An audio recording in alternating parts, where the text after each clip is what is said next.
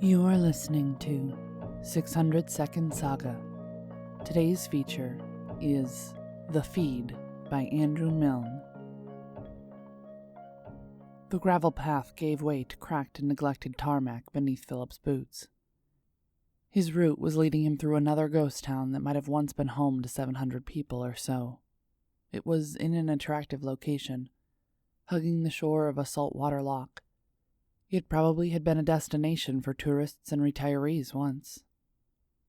He caught himself before checking the feed to learn what this place's name had been, fighting down the instinct that had been ingrained in him as long as he could remember. Now, houses that couldn't be resold were boarded up, small shops and restaurants shuttered, gardens choked with weeds. The railway line running parallel to the main street was scarcely visible under the tall grass growing through the sleepers. Structures degraded quickly in the damp Scottish air. No one lived in places like here anymore.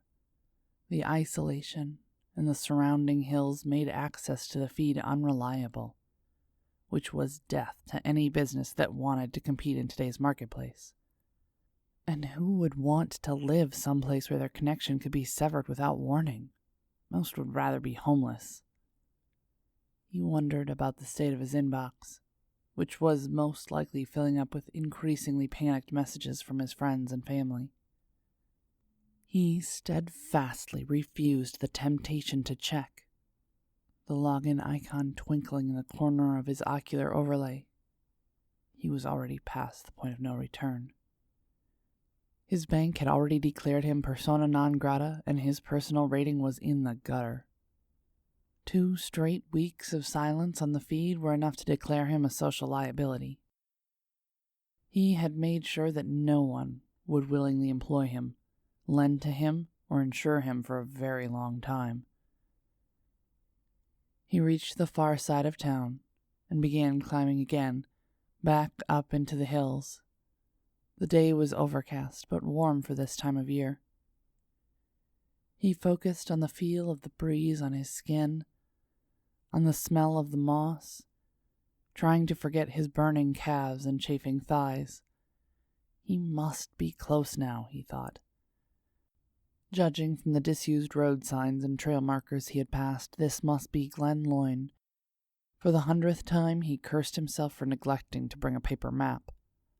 A flawless sense of direction being one more thing he was realizing he had taken for granted. But he couldn't check his location by GPS without logging into the feed. He crested a rise in the overgrown path and saw a human figure come into view. As he approached, the figure's profile resolved itself. A man in his 60s, with a sinewy build and a hard-worn, deeply tanned complexion, framed by a shock of shaggy white hair. With a thrill, Philip recognized him as the man whose photo had been enclosed in the letters they had exchanged. "Robert?" he asked. The man nodded. "Philip, good to finally meet you in person. You look exhausted." "I came up from Birmingham, kept off-road as much as I could. Paying for public transport would have required logging in." Robert whistled. "That must be nearly 400 miles. You were keen. Come on, you must be wanting some hot food." The pair of them trudged along together, off the path and higher up into the mountains. They came upon a cluster of cabins, other rough-hewn figures, like Robert, looking down at them expectantly. "You were integrated at birth, right?" Robert asked. "How could you tell?" "The way your eyes keep darting around. I've been in the commune for 30 years, and I still find myself doing it from time to time. The world looks different without the ocular overlay, doesn't it?" "Yeah. I think I prefer it like this, though." "That's good. That's why we ask new blood to make the pilgrimage like you have, so they can get a taste of being unfed." The quiet, takes some getting used to. And the stillness. Not having other minds crowding in on mine. So you're sure you want to go through with this then? Once your implants are burned, that's it. No way back. Not even with second-hand black market replacements. We've had people regret it before. I want to be sure you're doing this for the right reasons. Not just because you lost a job or ended a relationship or your personal rating took a hit. No, nothing like that. My personal rating was AAA for years, but...